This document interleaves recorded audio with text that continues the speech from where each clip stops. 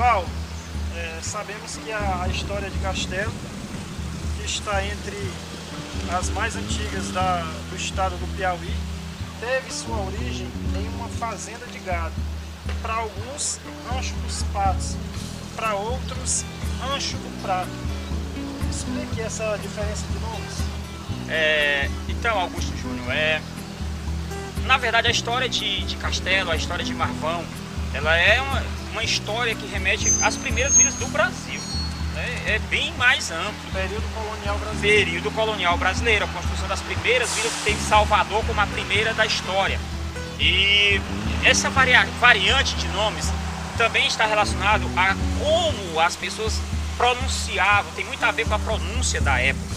E mais há literaturas, há pesquisas, há teóricos, escritores que fazem menção às duas. Então, na minha condição de estudante, de historiador, de pesquisador, as duas são viáveis. Rancho dos Patos, devido à fazenda, devido à criação não só de gado, não é, de bovinos, mas também ter a criação de outras espécies, inclusive aves, a gente pode dizer assim, aves.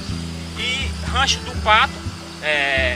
do Prato, aliás, relacionado a como famílias tradicionais portuguesas costumavam ter louças mais sofisticadas. Também, pela Vila de Marvão, fazer limite com o então estado do Ceará. Aqui, na época da expansão da pecuária extensiva pelo interior do Nordeste brasileiro, aqui seria um corredor migratório e uma espécie de parada.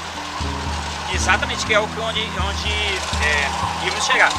Isso remete, Augusto, também, como eu falei, quando a província do Piauí, a capitania do Piauí, historicamente ela não teve uma posse. Quando dividiram as capitanias hereditárias, o capitão donatário, que seria destinado a ele esse território, ele não tomou posse desse território. Por isso que por muito tempo a terra, essa capitania, esse território ficou disputado pelo Ceará, disputado pelo Maranhão, São Luís.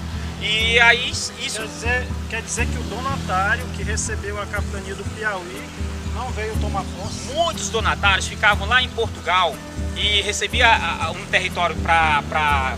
Claro que os portugueses, eles eram muito espertos, eles deram à propriedade privada o direito de explorar a terra, porque eles, segundo eles, alegavam não ter condição para explorar, para manter. Então, alguns não se sentiram muito atraídos, que ia requerer investimento.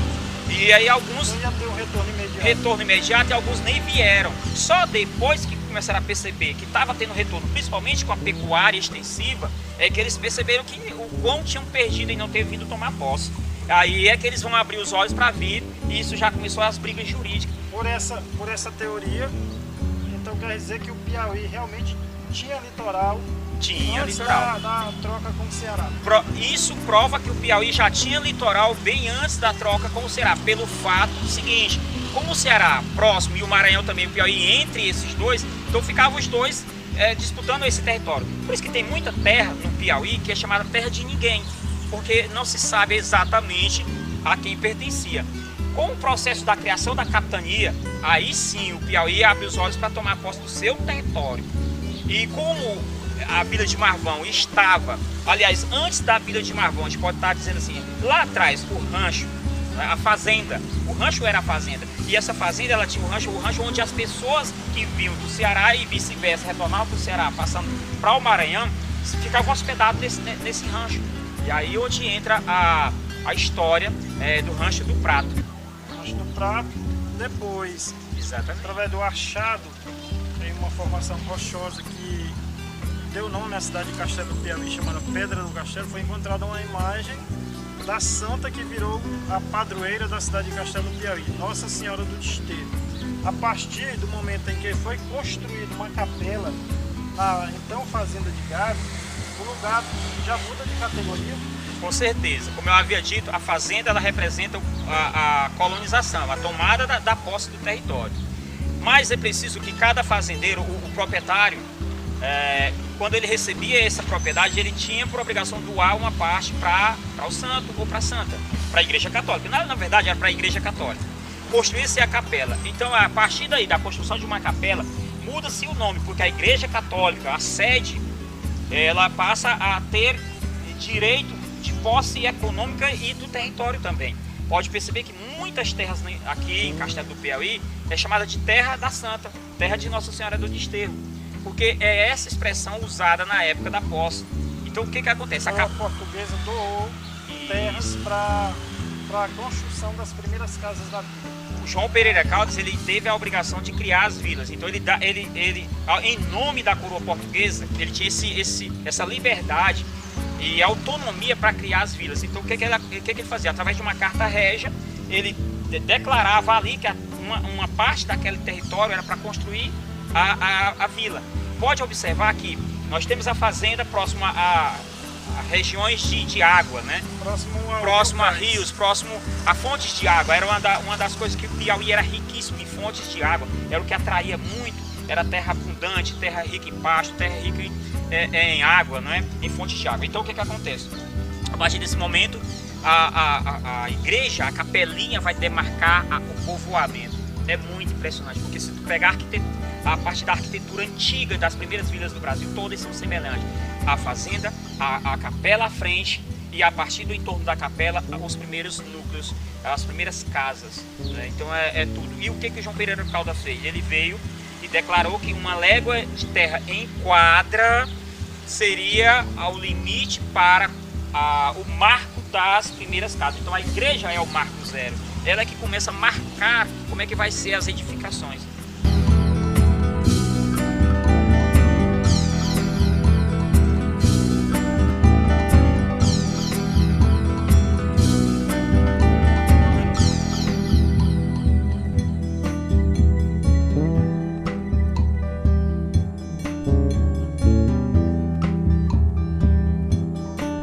Seguindo a história, no dia 13 de setembro do ano de 1762 foi instalada a Vila de Marvão.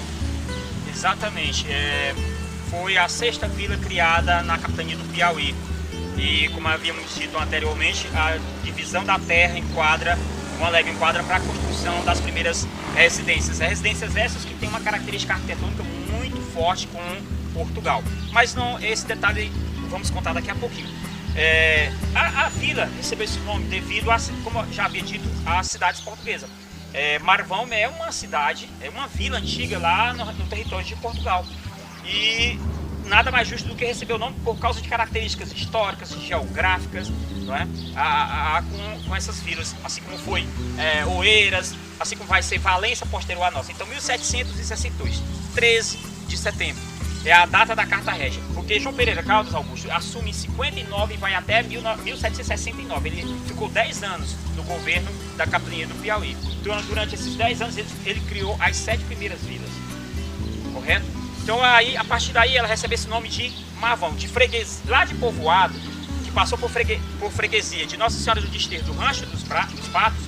Ela vai ser levada à categoria agora de vila. Por que vila? Porque tem o urbano, o povoamento urbano, e tem o povoamento rural. Paulo, tem alguma informação de quantas casas existiam em 1762?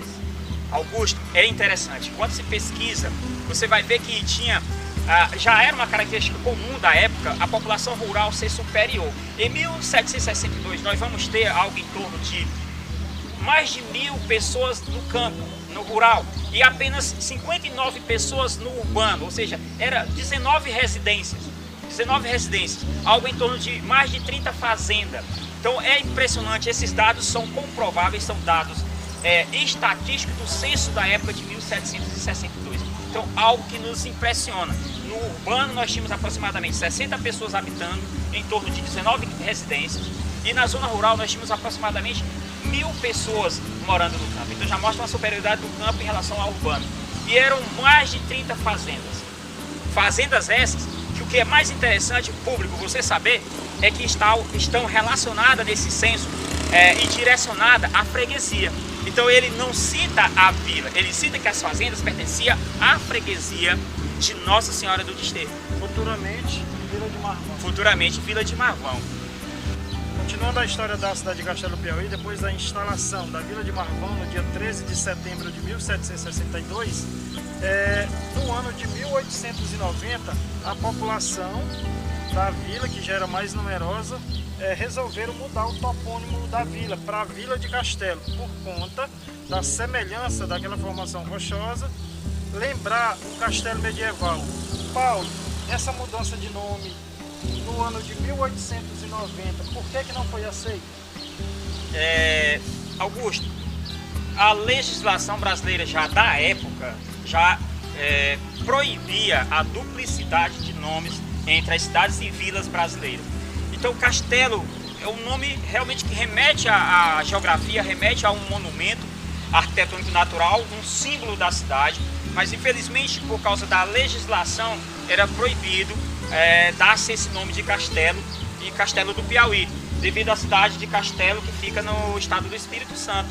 Então mesmo a população não se sentindo, digamos assim, feliz com a ideia de voltar de novo a Marvão, ter que voltar para Marvão, que voltou a se chamar novamente Vila de Marvão, eles lutaram e relutaram, mas infelizmente por conta da lei tiveram que aceitar permanecer com o nome de Marvão. Mas era um desejo popular e no ano de 1948 sai da condição de vila e passa para a categoria de cidade. Exatamente, até 1948 era chamado de Marvão. Se você pegar os documentos antigos, inclusive alguns documentos da igreja, ainda cita Marvão. Documentos de escolas da educação cita Marvão, mas aí a população então teve aquilo que mais almejava, aquilo que mais queria, a homenagem à Pedra do Castelo, de fato como o nome da cidade. Cidade de Castelo do Piauí, que aconteceu dia 1º de janeiro de 1949.